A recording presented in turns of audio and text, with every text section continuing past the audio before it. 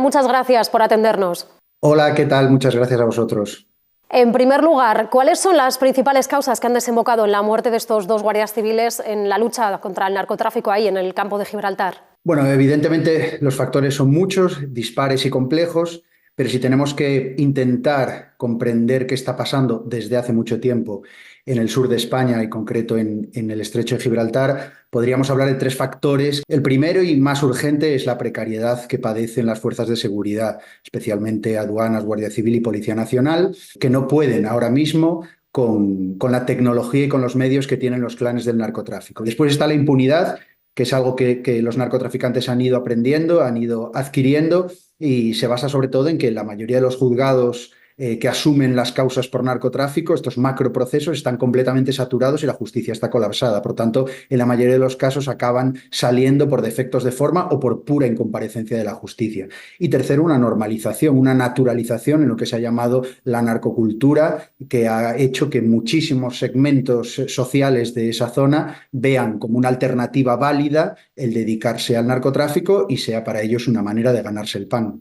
Hablas de impunidad. ¿Hasta qué punto tienen controlados a las fuerzas de seguridad? Los clanes del narcotráfico en el estrecho tienen a agentes de todas las fuerzas de seguridad en nómina, tienen hasta altos cargos pues a su disposición, tienen información de los turnos y los relevos, controlan qué área controla exactamente el SIBE, el radar del SIBE, del estrecho de Gibraltar, saben las zonas de sombra, saben de memoria cuántas embarcaciones tiene la Guardia Civil, controlan muchísimo porque los círculos del narco no se basan solo en la gente que hace la descarga o que compra y vende la droga, hay todo un círculo alrededor que implica a muchísima gente, desde chavalitos que vigilan los barrios y las calles, hasta gente que se encarga de controlar y llamar si la Guardia Civil sale o la patrullera de la Guardia Civil sale o un helicóptero de la policía despega. Es mucho más de lo que la gente pueda imaginar. ¿Siempre van por delante? A día de hoy va por delante, porque ya no se trata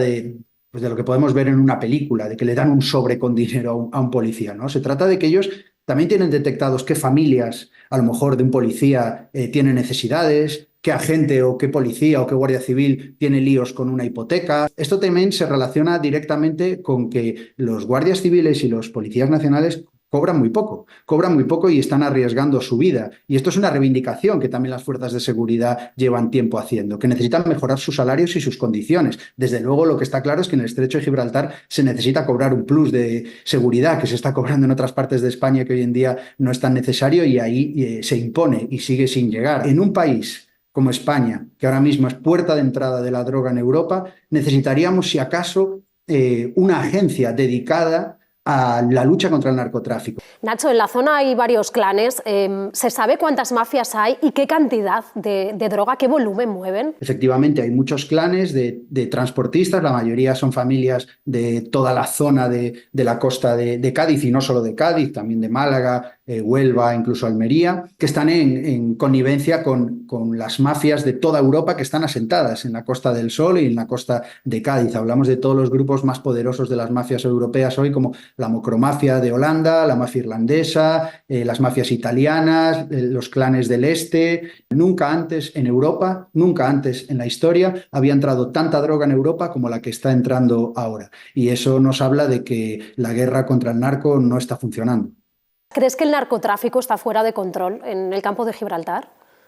Diría que está muy lejos de controlarse, que la Guardia Civil, aduanas y Policía Nacional hacen lo máximo que pueden, pero es muy poco lo que pueden hacer. De hecho, ha habido un relevo generacional, pilotos y miembros de collas jóvenes que consideran que están en guerra. En mi experiencia hablando con agentes tanto de Guardia Civil como de Policía Nacional, lo que me llevan transmitiendo mucho tiempo es que temen que se cruce la famosa línea roja, ¿no? Que se subvierta el orden, el principio de autoridad. Es algo que ya ha ocurrido en otros países donde el narcotráfico es un problema grave, como por ejemplo Holanda, pero que en España todavía no habíamos visto, el que directamente vayan a por agentes de la ley, fiscales, jueces, periodistas. La línea roja puede atravesarse de muchas maneras. En este caso se ha cruzado lo que no se había cruzado de una manera tan explícita antes y no será porque los agentes no lo llevan tiempo avisando. Para intentar poner freno o empezar a poner freno al narcotráfico en el estrecho, ¿qué sería lo más urgente? ¿Más medios, más voluntad, más compromiso político? Lo más urgente diría que sería frenar con más medios un poco la pérdida de control de la situación. Pero de fondo tiene que haber una decisión y una voluntad política de querer, si no acabar con el narcotráfico, que es utópico, por lo menos sí controlar.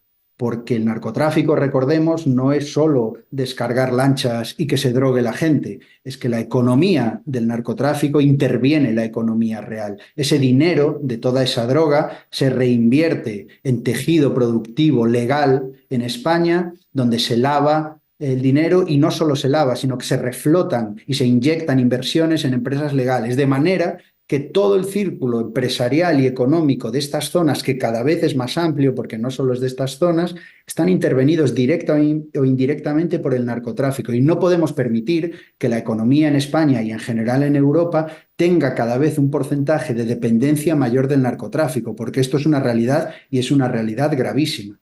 Nacho Carretero, gracias por estas explicaciones y por haber atendido al intermedio. Muchísimas gracias a vosotros.